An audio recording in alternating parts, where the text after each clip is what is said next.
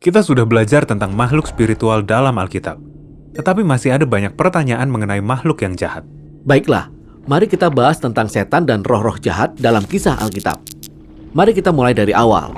Dalam Kejadian 1, Allah menciptakan dunia yang indah dan teratur dari kegelapan dan kekacauan, sehingga kehidupan dapat berjalan dengan baik. Ia menetapkan manusia sebagai wakilnya untuk memerintah atas semua ciptaan, dan 7 kali Allah menyebut ciptaannya baik. Ya, kita sering mengalami kebaikan yang serupa di dunia melalui hal-hal seperti keindahan dan kebenaran, kasih dan kemurahan. Namun dalam Kejadian 3, kita menjumpai makhluk yang tengah memberontak terhadap penciptanya. Kita belum tahu mengapa atau bagaimana ia memberontak, tetapi ia punya misi untuk menghancurkan dunia yang baik ciptaan Allah buat makhluk lainnya. Makhluk ini memang bermasalah. Ya, makhluk ini merupakan gambaran kejahatan yang pertama dalam Alkitab. Ia ingin memutarbalikkan apa yang telah Allah rencanakan untuk kebaikan, menghancurkan dan menyeret ciptaan Allah kembali ke dalam kegelapan dan kekacauan. Dan manusia mengikuti si pemberontak spiritual yang menarik mereka kembali ke dalam kekacauan dan kematian. Dan sejak saat itu, pemberontakan yang dilakukan manusia selalu terkait dengan pemberontakan spiritual. Dan kisah Alkitab menunjukkan bagaimana ini terjadi berulang-ulang kali. Oke, tunggu. Ini semua terjadi gara-gara seekor ular merayap? Begini, kisah ini menunjukkan bahwa makhluk ini lebih dari sekedar ular. Ingat, Taman Eden merupakan tempat yang tinggi di mana bumi dan makhluknya menyatu dengan surga dan makhluknya. Jadi, ular ini bisa saja merupakan makhluk spiritual? Ya, Kejadian pasal 3 memang sudah mengarah ke sana. Lalu para penulis Alkitab berikutnya melengkapi gambarannya.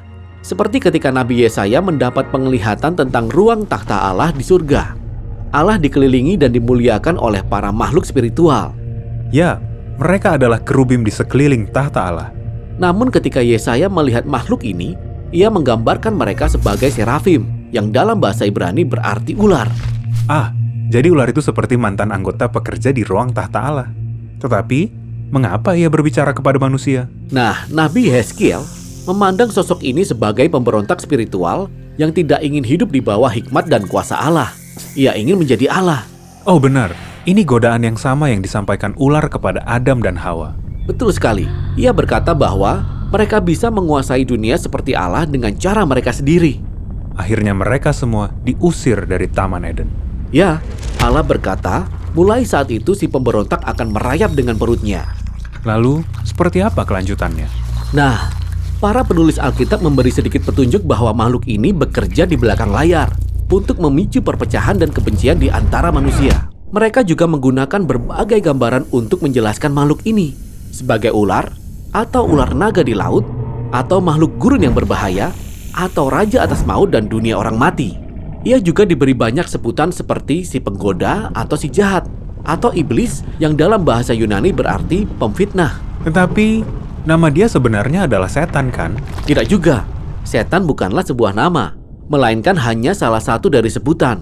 Karena itu, dalam bahasa Ibraninya ada kata si di depannya. Si setan adalah lawan kita, karena ia tidak berpihak pada yang baik.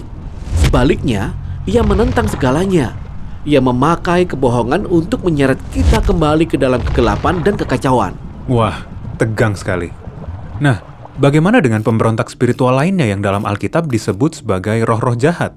Siapakah mereka ini? Oke, masih ingat gambaran tentang barisan pekerja Allah di surga yang disebut sebagai sidang ilahi atau anak-anak Allah?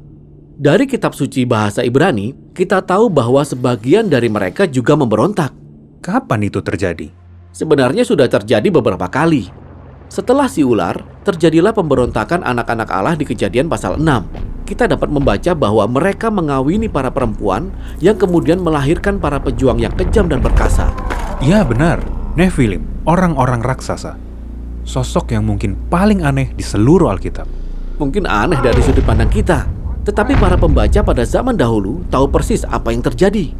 Kerajaan-kerajaan di sekitar Israel pada zaman dahulu menyatakan bahwa mereka didirikan dan dijaga oleh raja-raja pejuang yang gagah perkasa, yang wujudnya setengah manusia, setengah dewa, dan memiliki hikmat ilahi. Oh begitu, jadi para penulis Alkitab sebetulnya sedang berkata, "Hei, raja-raja itu, mereka tidak seharusnya dihormati." Benar, dalam kisah ini, mereka digambarkan sebagai manusia yang memberontak. Mereka diperbudak oleh kejahatan spiritual dan menjadi penyebar kekerasan di dunia Allah yang baik. Ya, dan salah satu raja yang disebut dalam Kejadian pasal dia membangun kota Babel. Ya, namanya Nimrod, yang dalam bahasa Ibrani terdengar seperti kata pemberontak. Dan kerajaannya melahirkan pemberontakan berikutnya ketika manusia meninggikan diri sendiri di kota Babel. Namun Allah memorak-porandakan pemberontakan itu.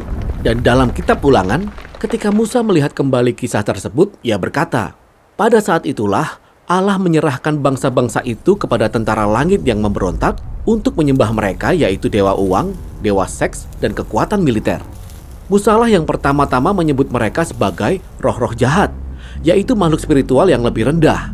Jadi roh-roh jahat merupakan kekuatan spiritual yang bekerja di balik kekuasaan manusia yang jahat. Ya, namun Alkitab berkata, roh-roh jahat juga bekerja secara pribadi, membangkitkan dan memanfaatkan keserakahan dan keegoisan manusia, dan juga kelemahan tubuh kita secara jasmani. Dalam Alkitab, kejahatan spiritual bekerja dalam segala sesuatu untuk menarik ciptaan Allah yang baik kembali ke dalam kekacauan, kegelapan, dan kematian. Jadi, itulah sebabnya ketika Yesus datang, ia berkata bahwa musuh utamanya bukanlah manusia. Benar, Yesus dan para pengikutnya yang mula-mula memandang semua kesakitan dan penderitaan di dalam dunia Allah yang baik ini sebagai tanda perbudakan oleh kematian dan kejahatan spiritual. Namun bagi mereka, kisahnya belum berakhir di sini. Benar, Yesus tahu bahwa satu-satunya jalan keluar dari kehancuran di alam semesta ini adalah dengan mengalahkan kejahatan dan kematian itu sendiri, walaupun ia harus mengorbankan segalanya.